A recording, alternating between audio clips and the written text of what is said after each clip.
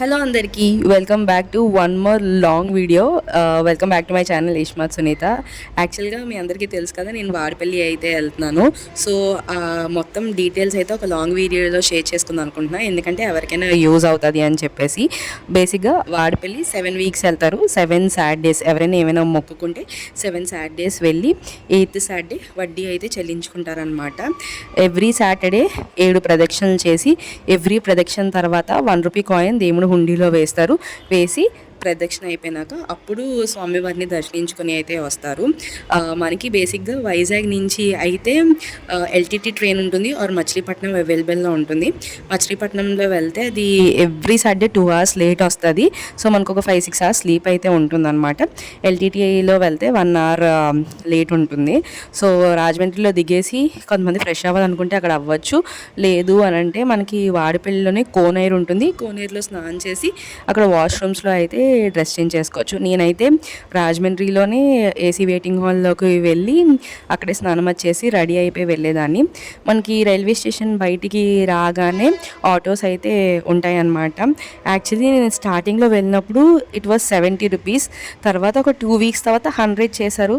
మళ్ళీ ఇప్పుడైతే 80 రూపీస్ తీసుకుంటున్నారు. అండ్ ఆటో ఫుల్గా నిండినంత వరకు ఆటో అయితే తీరు. ఈ వీక్ అయితే ఆటో వాడికి నాకు పెద్ద ఆర్గ్యుమెంటే అయిపోయిందనమాట. అండ్ దాని తర్వాత ఆటోలో మనకి 1 hour పడుతుంది ఫ్రమ్ రాజమండ్రి టు వాడపల్లి. మనకి బేసిక్గా ఫ్రీ బస్సెస్ కూడా ఉంటాయి, కానీ అంత ఎర్లీ మార్నింగ్ బస్సెస్ అంటే కష్టం కదా. 4 ఆ టైంకి 5 నుంచి అయితే బస్సెస్ ఉంటాయి. అంటే నేను వెళ్ళినప్పటికీ 4 ఫ్రెష్ అయిపోయి వెళ్ళినప్పటికీ 4-4:15 అయ్యేది. అందుకే నేను అయితే ఆటోస్ తీసుకునేదాన్ని. నా దర్శనం అదంతా అయినప్పటికీ నాకు 8 కల్లా అయిపోయింది, 7:30-8 కల్లా. ప్రదక్షిణ 45 minutes పడుతుంది మనం కొంచెం ఫాస్ట్గా నడిస్తే. అండ్ 200 రూపీస్ టికెట్కి వెళ్తే 1 hour, మ్యాక్స్లో మ్యాక్స్ 1 hourలో దర్శనం అయితే అయిపోద్ది.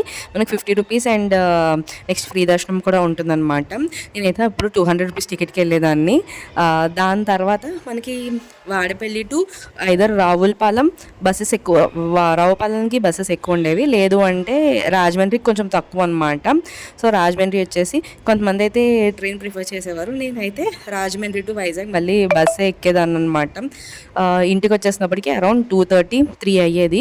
బిఫోర్ రిజర్వేషన్ అయితే 2 కల్లా వచ్చేసేదాన్ని. రిజర్వేషన్ లేని బస్సెస్ నాన్ స్టాప్ కానివి అయితే నేను ఇంటికి వచ్చినప్పటికి 4 అలా అయ్యేది అనమాట.